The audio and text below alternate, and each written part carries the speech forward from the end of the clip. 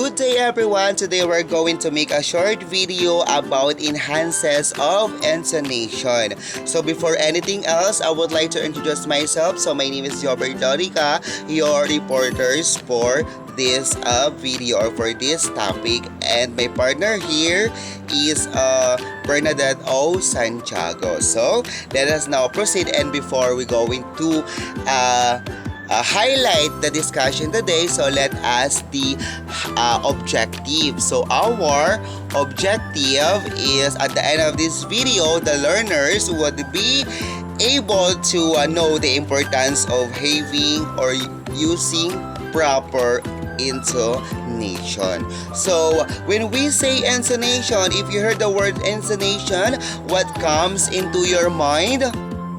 Okay, so intonation, it is about how we say something rather than what we say. So intonation focusing on how we express the word or how we deliver the word for us to be understandable.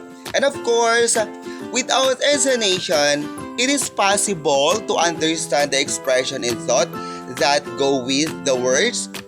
Probably no. If we don't know the proper use of intonation, we might be upset to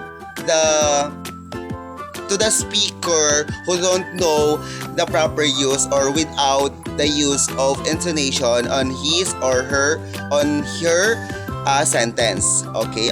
What is intonation? So intonation, it is a term used to refer to the distinctive use of different pattern of pitch that carry meaningful information, and the kinds of pitch modulation which are found in whole utterances. Intonation contours can be used to highlight certain elements in an utterance. And of course, it is to bundle the words together into information chunk and convey speaker's attitude to what he or she is saying. So intonation, so it is also focusing on the attitude of the speaker, no?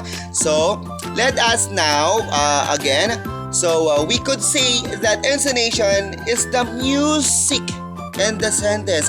Do you agree with that? Intonation is the music or the melody in the sentence. Yes, and that is what we call the pitch. And when we say the pitch, it is the highest and the lowest of our voice. I will do how for you to identify the highest and the lowest of our voice. So follow me. And that is the highest of our voice. How about the lowest? That is the lowest of our voice. So, and of course, pitch change in a language to express, and the language to express has two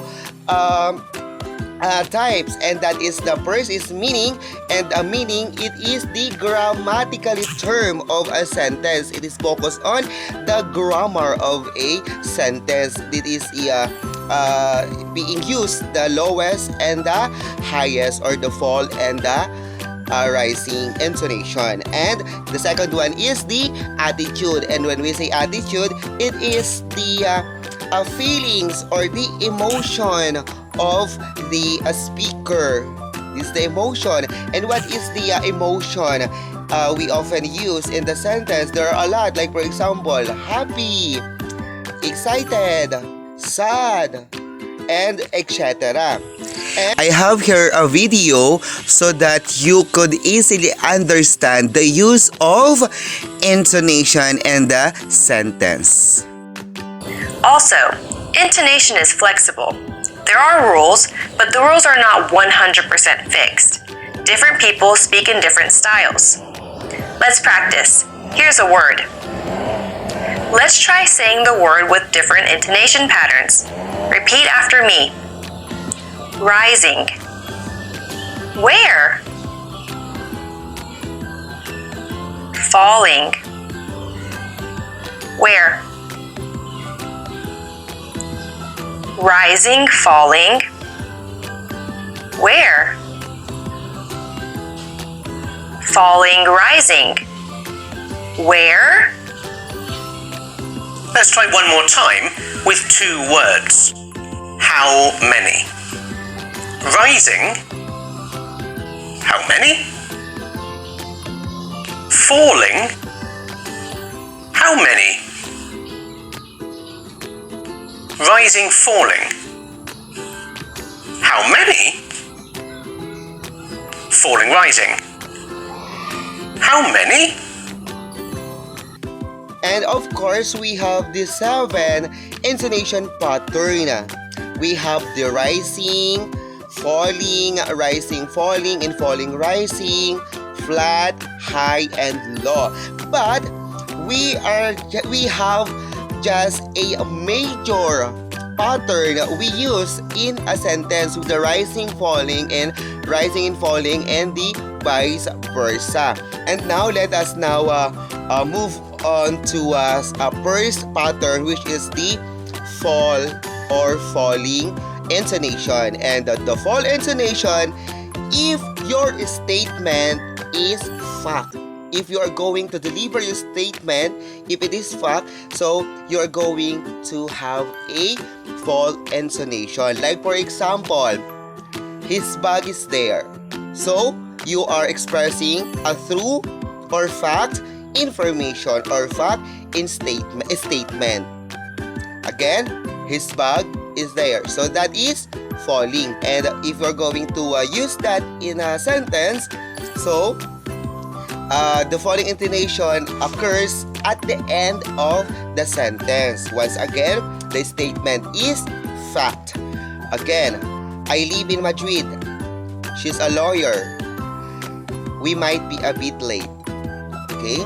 And that is the falling intonation. And let us now proceed to the rising intonation. In the statement, in your statement, if your statement is not finished, so you're going to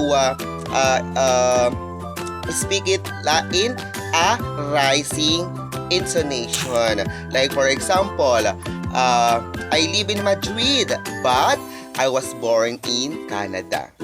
She is a lawyer, although she isn't working at the moment.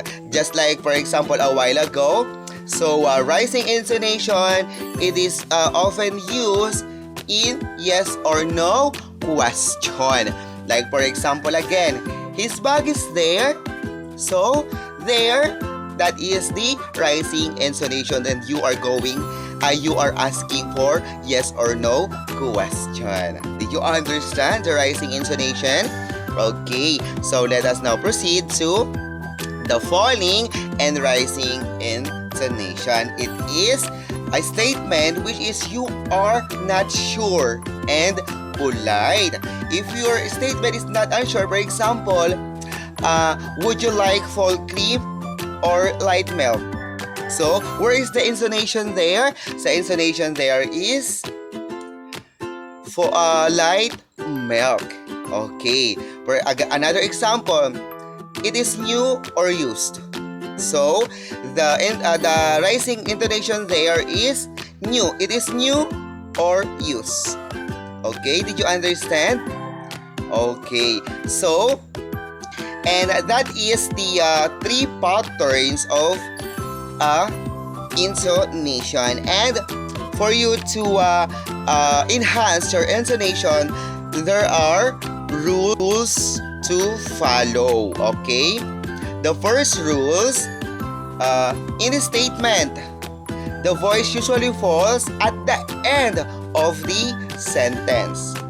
And in WH question, what is in WH question? Usually WH question often used in rising and falling intonation. WH question that asks for a new information. If you're going to ask for a new information, the voice usually falls at the end of the question.